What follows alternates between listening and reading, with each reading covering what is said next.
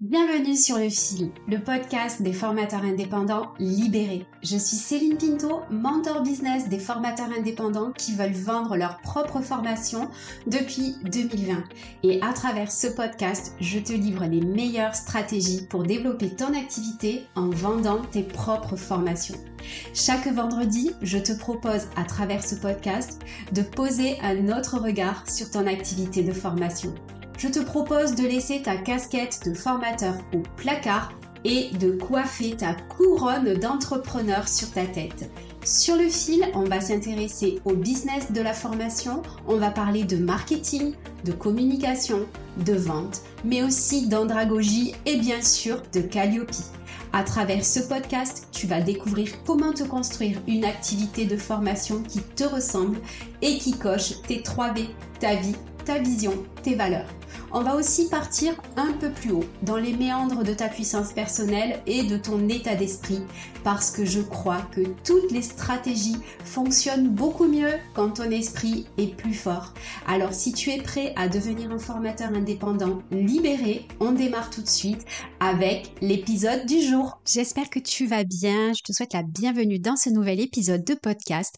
Aujourd'hui, on va parler de comment atteindre tous tes objectifs et je vais te partager la vision, ma méthode et les choses que j'applique à moi-même pour mes objectifs par rapport à mes objectifs. Et il y a pas mal de choses qui ont évolué là-dedans, en fait, depuis plusieurs années. Et donc, aujourd'hui, je vais vraiment te parler de mon expérience par rapport aux objectifs. On n'est pas vraiment sur une méthodologie théorique. Hein. Là, je vais vraiment te parler de ma façon de faire. Donc, je ne sais pas si les experts en productivité ou en mindset seront d'accord avec moi. Donc, si tu es un expert en productivité ou en mindset, n'hésite pas à me contacter sur les réseaux pour me faire part de ton retour. En tout cas, c'est la façon dont je travaille et depuis que j'ai mis en place cette méthode pour atteindre mes objectifs, je peux te dire que je me suis vraiment zénifiée. Je suis beaucoup plus zen dans mon business. Bon, alors on va commencer déjà par si tu as décidé de te reconvertir, de te lancer, de devenir cette formatrice et que tu as un message à porter, un impact à envoyer dans ce monde, pourquoi tu te lèves tous les matins? Pourquoi tu cherches à faire rayonner ton expertise? Et là, on va parler de ton why ou de ta vision. Alors oui, je sais, c'est des mots un petit peu galvaudés, je trouve. Et on va démystifier le why ou la vision. En fait, c'est quoi qui fait que tous les matins, tu te lèves et tu vas fournir ce travail, ces efforts acharnés, tu vas te remettre en question pour faire tourner ton business tous les jours. En fait, il y a bien un truc. Ce truc, c'est ton why ou ta vision. Personnellement, je cherchais avant un why de fou, une vision de taré, tu vois. J'avais besoin d'un truc instagrammable, d'un truc fou que je pourrais crier sur tous les toits, mettre sur des posts LinkedIn. Ouais, moi, mon why, c'est ça. J'ai envie de faire ci, faire ça. Sauf qu'en fait, ça ne m'appartenait pas. Ce qui m'appartient, moi, qui fait que tous les matins je me lève, en fait, c'est d'avoir un business qui impacte véritablement mes clients et qui les transforme. Ça, c'est... Voilà, c'est intemporel, tout le temps. Mais le truc, c'est de pouvoir bosser de chez moi, sur mon canapé, d'accompagner mes filles à l'école, de prendre mes jours off quand je veux, de kiffer avec mon mari qui est dans la pièce juste à côté parce qu'on travaille tous les deux à la maison, de pouvoir être tranquille, pépère chez moi, de faire ce que je veux dans mon business. J'ai pas envie de recruter, d'avoir une équipe de fous. Moi, je veux juste un business qui tourne en fait pour pouvoir vivre ma vie comme j'ai envie. C'est tout. J'ai pas envie de devenir digital nomade, influenceuse, partir tous les 4 matins en voyage, etc. Ce que je veux, c'est ma liberté chérie, tu vois, c'est vraiment ça. Je fais ce que je veux et je kiffe. En fait, ce que je veux te dire par là, c'est que t'es pas obligé d'avoir un why ou d'avoir une vision qui t'appartient pas, de fou. Ça peut être très simple. En fait, ta vision, tu vas passer du temps à la chercher, sauf que t'as pas forcément besoin de la chercher parce qu'elle est là, elle est devant tes yeux. C'est juste que tu l'as pas peut-être encore identifiée. Et ouais, c'est juste ça en fait. C'est d'aller identifier ce qui fait que tous les matins tu te lèves. Pourquoi tu es contente de faire ce job? Ou alors, tu vois, si tu t'es reconverti, que tu as changé de métier, etc., c'est peut-être de te dire, qu'est-ce qui fait qu'à un moment donné, tu as dit fuck, quoi, tu t'es lancé, tu vois. Donc ta vision, c'est hyper simple. Et ça peut être très égoïste, ok? En fait, c'est juste ton moteur. Une fois que tu as ça, il y a autre chose aussi que tu dois regarder, c'est tes ambitions. Moi, j'aime bien faire la différence entre la vision, les ambitions et les objectifs. Ma vision, je viens de t'expliquer ce que c'était. Mon ambition pour mon business, c'est de faire les 100K et de donner une conférence d'envergure. Ça, c'est véritablement mon ambition pour cette entreprise. Et en fait, j'ai compris que faire les 100K et donner cette conférence d'envergure, c'était pas forcément un objectif. En fait, c'est ce que j'ai envie de faire dans mon business, dans mon activité. C'est comme une boussole. Très longtemps, ces fameux 100K, pour tout te dire, je les ai encore jamais atteints. Et tous les ans, depuis que j'ai créé mon business et que je veux faire ces 100K, je suis dégoûtée. Et je me dis, ouais, ben encore une année où t'as pas réussi, t'es nul, tu sers à rien, etc. Et en fait, il n'y a pas très longtemps, j'ai compris que atteindre les 100K, c'est pas mon objectif, c'est mon ambition pour ce business. En fait, c'est ce que j'ai envie d'aller chercher. C'est le moteur de mon business, tu vois. Sauf que cette ambition, je veux pas la faire au détriment de ma vision. Parce que oui, je veux toujours kiffer et je veux toujours avoir de la liberté, etc. Par contre, oui, je veux atteindre les 100K dans mon activité, c'est l'ambition que j'ai. Je veux donner des conférences d'envergure. Aujourd'hui, je sais toujours pas comment je vais faire pour atteindre les 100K et comment je vais donner des conférences d'envergure. Enfin, si, en vrai, je sais comment faire. Je sais comment faire. Pourquoi? Parce que justement, j'ai découpé avec des objectifs. En gros, ce que je veux te dire, c'est que ton ambition, c'est pas tes objectifs. Ton ambition, c'est ce que tu as envie d'aller chercher. C'est loin, tu vois. C'est l'indicateur final de ta vision. Peut-être tu vas te dire, voilà, moi, ma vision, c'est ça. Pour atteindre ma vision, ben, j'ai cette ambition-là pour mon business. Et c'est ce que tu vas construire à long terme. Ça, c'est hyper précieux parce que c'est ce qui va te permettre d'avancer. C'est ce qui va te permettre d'aller chercher le challenge et d'aller chercher le palier d'après pour ton business. OK? Et puis, je te dis un truc, c'est que le jour où tu as atteint ton objectif, ou moi je sais très bien que le jour où j'aurai atteint les 100K, ben, je vais vouloir aller encore plus haut. Donc, je vais aller définir une nouvelle ambition. Mais mon ambition aujourd'hui pour mon business, c'est ça là. Je ne sais pas combien de temps ça va prendre, peut-être 2 ans, peut-être 3 ans de plus, mais je vais y arriver parce que c'est ça que je veux faire. Et autre chose aussi, c'est qu'aujourd'hui, c'est OK si je les ai pas. J'ai arrêté de définir ma valeur à mon ambition. Tout simplement parce que l'ambition, c'est ce qui te permet d'avancer. Une fois que tu l'as atteinte, tu sais très bien que tu vas aller chercher le niveau d'après. Donc ton ambition, elle n'est pas faite pour être atteinte. Ton ambition, elle est faite pour te donner un cap, pour fixer des gros jalons et pour aller atteindre tes objectifs. Et tu vois, c'est vraiment la différence entre tes ambitions et tes objectifs. Tes objectifs, là, on va aller plus dans l'opérationnel. D'accord? Les objectifs, c'est les jalons vers ton ambition. Donc, une fois que tu as défini ta vision, tes ambitions, tu vas devoir poser des objectifs. Poser des objectifs sans ambition, sans vision, c'est comme mettre un coup d'épée dans l'eau. Ça ne marche pas. Pourquoi? Parce que tu vas le faire de manière mathématique. Tu vas pas forcément réfléchir. Et au bout d'un moment, tu vas te fatiguer parce que tu vas te dire, mais pourquoi je fais tout ça? Ok? Donc en fait, tes objectifs, pardon, ça se joue sur le terrain de tes actions. Tes objectifs, c'est mathématique. Ok? L'ambition, la vision, il n'y a rien de mathématique. Alors que les objectifs, c'est les jalons. Et là, tu vas devoir être smart. Alors, je pense que tu as déjà entendu parler de smart. En gros, ton objectif, quand tu vas l'écrire, il doit être spécifique, mesurable, atteignable, réaliste et temporellement défini. Si tu as besoin de plus d'infos, tu tapes sur Google Objectif Smart et tu vas trouver tout ce qu'il te faut.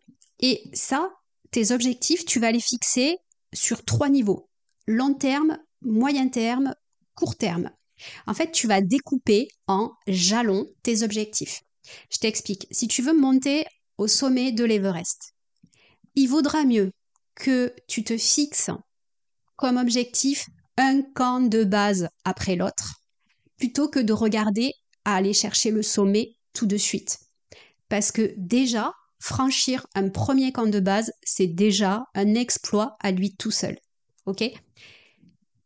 Un pas après l'autre. Je sais pas si tu as vu le documentaire de Inox Tag l'année dernière. Kaizen, il dit. Un pas après l'autre. Tes objectifs, en fait, c'est exactement ça.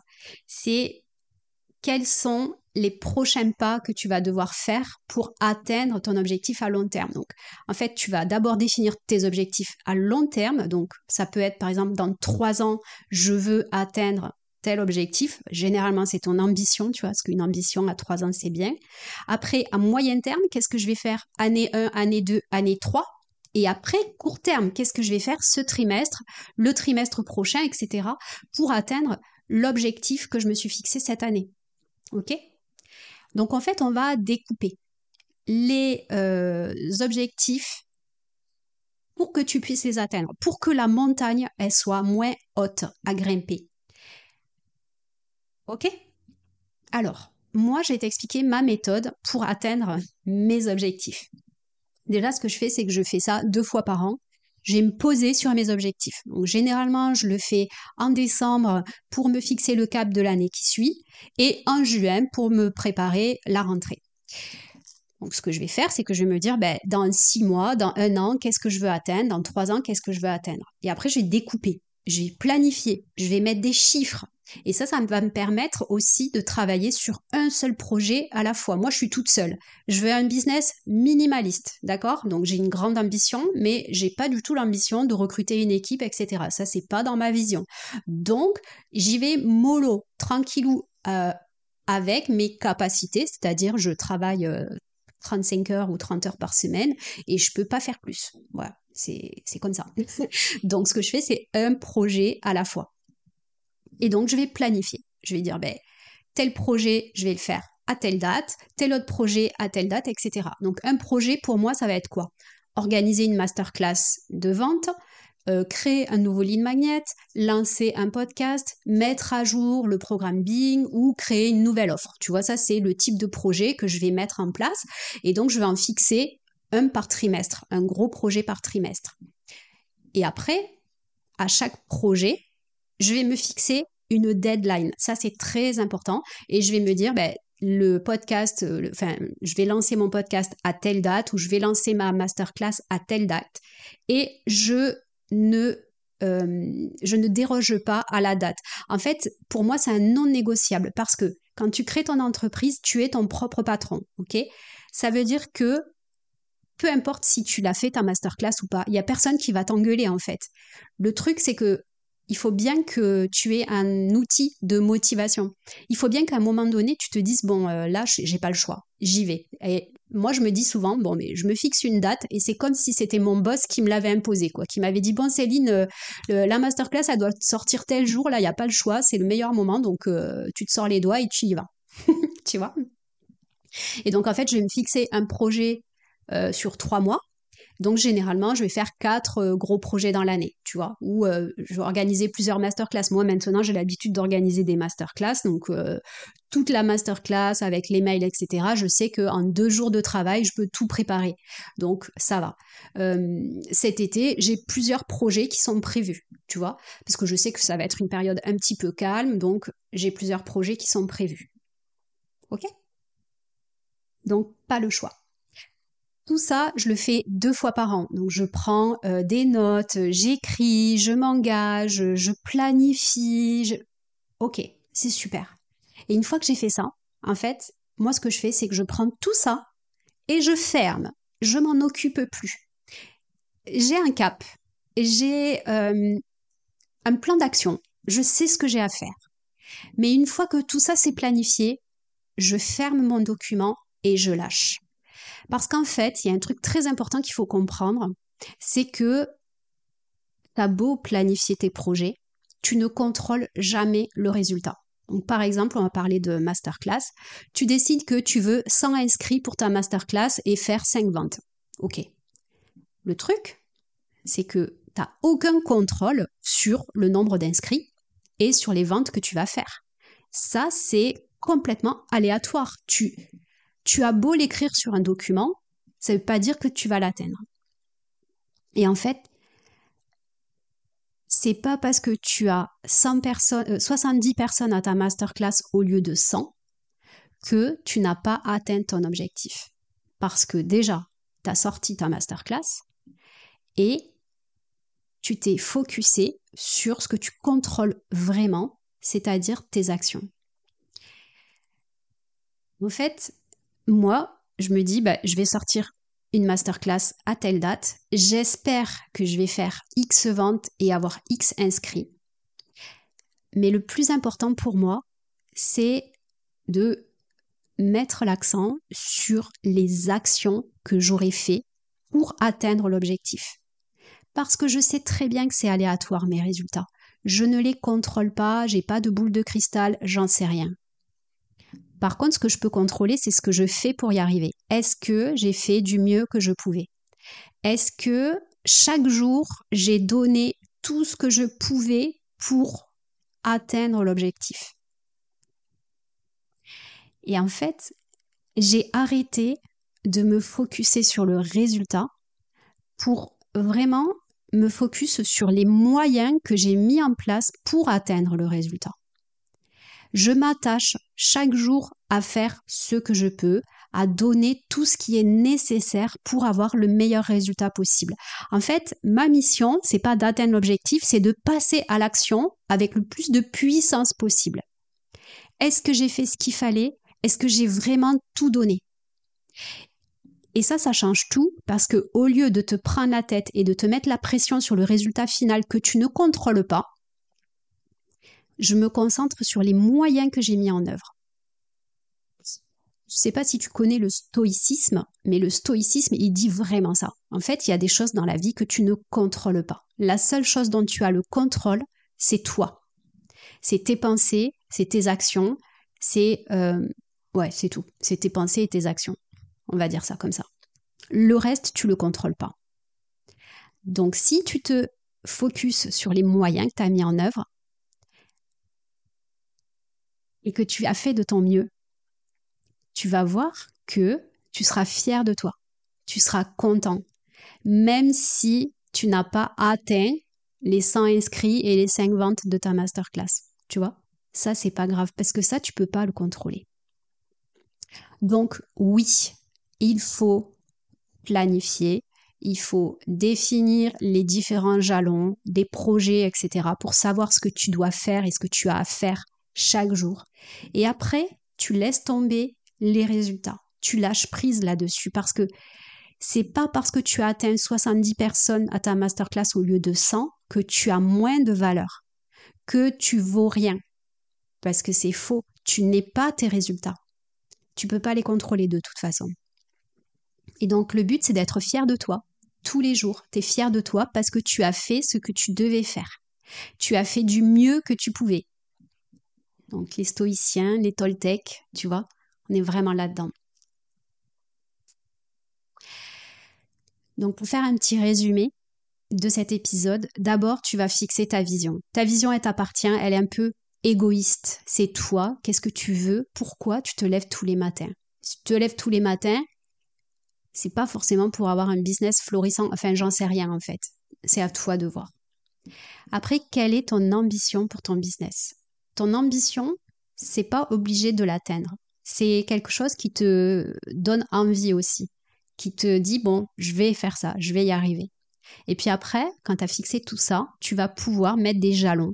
Tu vas pouvoir te dire, ton ambition, en fait, c'est le sommet de la montagne, mais pour aller au sommet, tu as besoin de planifier à moyen, à court, à moyen et à long terme. Ok ? Et la dernière chose, c'est d'arrêter de te concentrer sur le résultat, puisque tu ne peux pas le contrôler, mais de te concentrer sur les moyens que tu as mis en œuvre et les actions que tu as fait pour atteindre l'objectif. Et quand tu auras compris que ce qui compte, c'est de faire de ton mieux, et que si chaque jour tu as fait de ton mieux, tu as atteint tes objectifs, eh bien ça veut dire que tous les jours tu as atteint tes objectifs. Et là, on tourne un petit peu en rond à comment atteindre tes objectifs. En gros, déjà, te focus pas sur les résultats, focus-toi sur tes actions. L'été, c'est vraiment le moment parfait pour écrire tes objectifs, pour les planifier, etc. Moi, je trouve que ça a un côté grisant. J'adore planifier, préparer, fixer mes objectifs, me mettre des chiffres, des KPI, etc. Mais tu vois, c'est pour mieux tout refermer et ensuite lâcher et passer à l'action. L'été, c'est un moment de calme. Tu as peut-être moins de clients, moins de missions, etc. Et en fait, c'est le moment parfait pour justement travailler sur ta vision, sur tes ambitions, sur tes objectifs. C'est le moment idéal pour structurer ton activité avant le rush de la rentrée, de travailler sur ton business et plus d'être dans ton business. Et en fait, c'est pour ça que là, je vais te dire quelque chose et je vais faire ma publicité parce que il me reste encore quelques places pour t'accompagner durant l'été sur le programme Being. Et je crois que si tu as des ambitions puissantes et que tu veux absolument aller vers ta vision, que tu veux arrêter de tourner en rond et savoir quoi faire, comment le faire, quand le faire, je te propose aujourd'hui de réserver ta session stratégique avec moi pour qu'on puisse échanger là-dessus, pour peut-être avoir une clarté sur justement tes ambitions, ta vision, tes objectifs et puis d'avoir un plan d'action. Peut-être que parfois, on ne sait pas trop quelles sont les actions qu'il faut réaliser justement pour atteindre ces objectifs. Et ce que je te propose, c'est justement cette session stratégique pour que tu puisses savoir où aller et comment y aller. Je veux que tu te rappelles qu'il n'y a aucune limite à ton expansion. Aucune limite. Tu peux aller où tu veux. Et tout ça, ça commence par ta vision. C'est le tout premier travail qu'on fait sur Being. C'est de définir sa vision, son ambition et ses objectifs. Et si tu veux commencer par là, maintenant, être guidé avec des bons outils, les bons templates, etc., n'hésite pas à prendre rendez-vous pour ta session stratégique et on peut démarrer le programme Being tout de suite pour que tu sois au taquet pour la rentrée. Je t'embrasse, je te remercie beaucoup pour ton écoute et je te dis à très vite. Je te prépare pour cet été des épisodes pépites. J'espère que tu vas kiffer. À bientôt. J'espère que cet épisode t'a plu. Et si c'est le cas, je t'encourage à déposer 5 étoiles ou un commentaire sur ta plateforme de podcast préférée. Mais tu peux faire encore mieux en partageant cet épisode à ta collègue formatrice que ça pourrait aider. Et si tu as envie d'aller plus loin, tu retrouveras toutes mes ressources gratuites, les liens vers mes formations en ligne et les détails de Being, mon accompagnement individuel, guidé, mentoré et ultra complet dans le descriptif de l'épisode.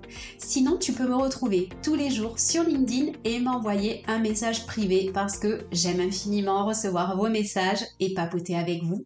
À la semaine prochaine!